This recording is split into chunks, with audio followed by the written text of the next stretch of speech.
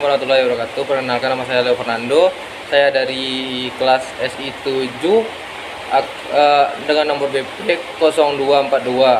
Baiklah, saya akan menjelaskan materi pertemuan 2. Data adalah kumpulan fakta atau informasi mentah, baik berupa angka, kata-kata, simbol, ataupun citra yang dapat diolah dan dianalisis untuk mendapatkan pemahaman atau pengetahuan lebih lanjut. Contohnya tinggi badan siswa, hasil penjualan produk, atau pendapat responden dalam survei. Dan data itu juga memiliki beberapa fungsi, seperti data pengambilan keputusan, yang artinya data yang akurat dan relevan memungkinkan seseorang atau organisasi untuk membuat keputusan yang lebih baik dan efisien. Ada juga bahan evaluasi. Data dapat digunakan untuk mengevaluasi kinerja suatu kegiatan, proyek, atau organisasi, sehingga dapat mengidentifikasi area yang perlu ditingkatkan. Data juga memiliki beberapa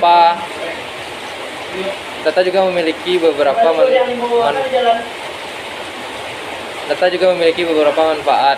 Manfaat untuk perencanaan. Data dapat digunakan sebagai acuan untuk merencanakan kegiatan, sehingga perencanaan menjadi lebih terukur dan terarah. Data dapat digunakan sebagai parameter untuk membuat perencanaan yang kokoh. Manfaat data untuk mengambil keputusan. Data dapat digunakan sebagai dasar untuk mengambil keputusan yang terbaik dan dapat dipertanggungjawabkan. Data berdasarkan cara pendapatan. 1. Data primer. Data primer adalah informasi atau instruksi yang dikirim dari perangkat komputer printer untuk menghasilkan cetakan fisik. Dan data primer juga memiliki contoh, seperti dokumen teks seperti surat, laporan, dan artikel. Dan ada juga gambar, foto digital dalam berbagai format seperti JPEG ataupun PNG. Dan juga masih ada data seperti data sekunder. Data sekunder adalah data yang diperoleh oleh peneliti tidak secara langsung dari objek penelitian, tetapi melalui sumber lainnya yang telah ada sebelumnya, seperti dokumen buku ataupun publikasi. Contoh data sekunder: laporan keuangan, data yang dihasilkan dari transaksi perusahaan yang telah diduplikasi. Buku teks, buku yang mengutip dan menyajikan data dari sumber lain seperti jurnal atau artikel. Dan ada lagi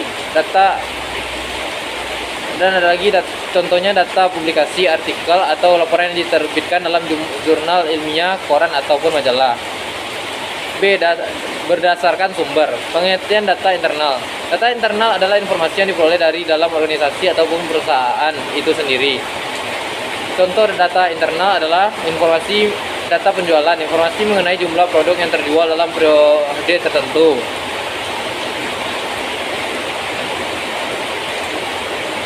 Dan ada lagi contohnya data karyawan, informasi tentang pegawai termasuk nama, jabatan, dan gaji. Terus pengertian data, ada juga pengertian data eksternal. Data eksternal adalah informasi yang berasal dari luar organisasi atau perusahaan. Contoh data eksternal adalah statistik pemerintah, data demokrasi yang diperoleh dari sensus penduduk, analisis tren pasar dari lembaga riset pihak ketiga, ulasan pelanggaran, feedback atau review produk konsumen dari platform online. C. Berdasarkan waktu pengambilan. Data cross section. Data cross section adalah data yang dikumpulkan pada satu titik waktu tertentu untuk berbagi unit observasi. Contoh data cross section data pendapatan rumah tangga di suatu kota pada tahun 2023. Tingkat pendidikan dari 100 siswa di sebuah sekolah pada bulan Maret 2025. Data time series. Data time series adalah data yang dikumpulkan dari satu unit observasi selama beberapa periode waktu secara berurutan. Untuk data time series adalah harga saham perusahaan YXZ dari Januari 2020 hingga Desember 2024. Jumlah pengunjung ke sebuah museum setiap bulan selama 5 tahun terakhir. D. Berdasarkan sifat. Data kuantitatif. Data kuantitatif adalah data yang berbentuk angka atau bilangan, dapat diukur dan dihitung. Biasanya digunakan untuk analisis statistik dan pengujian hipotesis. Contoh data kuantitatif adalah umur seseorang, misalnya 25 tahun, tinggi badan misalnya 170, jumlah siswa di kelas misalnya 30, pendapatan bulanan misalnya 5 juta.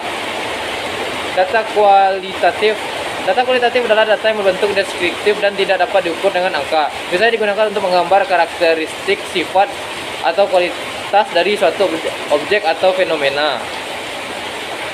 Contoh data kualitatif adalah jenis kelamin, misalnya laki-laki atau perempuan, warna favorit, misalnya biru, merah, hijau, pendapat tentang layanan pelanggan, misalnya memuaskan atau tidak memuaskan. Baiklah, sampai disitulah materi yang dapat saya sampaikan. Kalau ada salah dan saya mohon maaf. Saya akhiri dengan Assalamualaikum warahmatullahi wabarakatuh.